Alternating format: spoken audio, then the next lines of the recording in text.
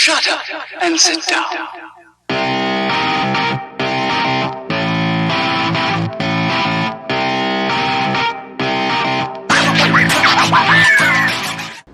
Byron Bay, or the Bay as the locals refer to it, does have a real Bondi/King's Cross feel to it. On the one side there's lots of health freaks, on the other side there's lots of drugs, crime and prostitution. I'm not too sure if Byron is populated by New South Welshmen running away from the high costs of Bondi, or Queenslanders running away to the other side of the border. Lots of complaints from the locals about the changing face of Byron, lacks of services, increasing crimes, and I overheard one guy saying that after 3 decades in the Bay, he's actually thinking of leaving. Byron is a real it location for all private schoolgirls who want to prove how cool they are, and mothers trying to rekindle their relationships with their daughters after the recent divorce. It's that scary level of pretentiousness, of chasing the mob like a dog chases its tail. There's lots of boutique female fashion stores and restaurants know to direct poor people to the bar as they won't be able to afford any of the food. There also appears to be a lot of drugs with a high number of young people smoking. It's only about $30 for a bus ticket from Brisbane and a chance for a fresh start, attracting those who fail to get into university and are seeking the university of real life. The best thing in Byron is the lighthouse followed by Tallows Beach. The beaches are flat and hard enough to ride a bike on and would totally disappear in high tide. The dog-allowed sections are where I felt most comfortable, as the locals identify themselves by walking the dog. The high prices were chased away all the free-lapping hippies, but I still haven't escaped the lantana, but I have started running into geckos. Ballina has a real double bay vibe, down to the high prices and ample clothing stores and traffic. I paid $33 for a burger, chips and a shake, but at least the waitress was cute. For some reason it doesn't seem so bad when you're getting ripped off by a beautiful girl. I guess the expectation is we're always going to pay when dealing with such women. Also in Ballina, the women are willing to breastfeed in public. I mean, is there a difference between breastfeeding and urinating in public, besides the willingness to take a picture of it?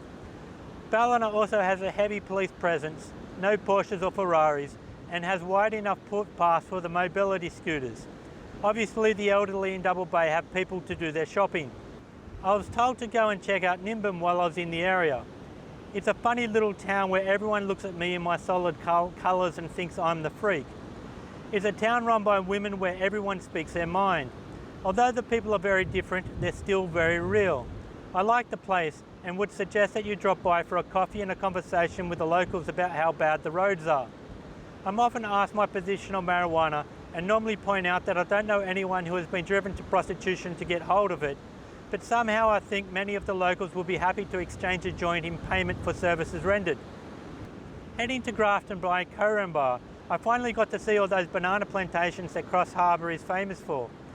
I should have stopped and taken more footage, but it's not always easy. Many of the country roads don't have shoulders to pull over on or safely do a U-turn. Grafton was the first of the towns really affected by all the floodings in the northern rivers. It sits on the Clarence River, which is some 30 kilometres inland and only 5 metres above sea level, meaning it's possible to sail a yacht all the way there. It is a reasonably large shopping mall and has some decent public facilities. It's a pretty little town. The road wasn't too bad, and in general the roads are getting better than the Oxley Highway and the Waterfall Ways. There was a lot of rolling green hills all the way along the Great Dividing Range. Heading to Casino along the Summerland Way, the road was so good I had problems sticking to the speed limit. Having a 150 horsepower bike made it easy to pass all those caravan towing 4x4s. Getting to Casino where the damage of the recent rain started to become more apparent. I stopped for a coffee and a glass of water, and the waitress was being fancy and offered me a choice between a cappuccino, a latte or a flat white. Moving on to Lismore and seeing all the broken hearts by the recent floodings. To see the devastation on the main street and to smell the rotten carpet firsthand was confronting.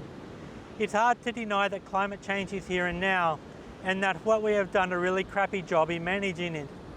To see a town destroyed by floods is like seeing someone squashed to death by a pile of gold. It was a real treat staying with a Byron Bay local who has been living here for over 3 decades while raising her 2 daughters. Annie has created her own handcrafted clothing label, Zenny, and has been selling her style kids' wear at the local markets for years. The main reason I chose to do the big lap by Airbnb was to live and meet the locals. And reducing the stay to only 1 week is doable with better organisation as long as there's no rain. The front tyre should comfortably get me through to Brisbane, where I've booked the bike in for a service. Hopefully I'll be able to get the tyres I want and won't be forced to take whatever tyres are available. And that should see me through to Perth. So far all good with the bike, only a couple of irritations with the aftermarket accessories, such as the USB cable not being suitable for wet weather. The Starlink folly continues. I now discover that the main sections of the trip where I thought I needed a satellite, Starlink has no coverage. 4G is getting stronger the closer I get to Brisbane. I know that because I'm getting booted off the Wi-Fi and I've chewed through all my data. Starlink isn't helping much because of all the trees. It looks like the Starlink coverage over the top end will cut off after Rockhampton, where I'm guessing I'll still have access to NBN.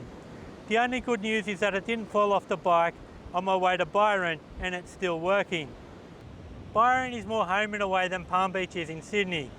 It's a place originally populated by people who couldn't afford to live in the big cities, and they created something special. Then the eastern suburbs crew showed up and to try to claim it as their own. Byron proves the point that you can give money to poor people, but that does not make them rich people. They'll just spend it on clutter and drama. Next stop is the Gold Coast via Hastings Point and the Narrabri Valley.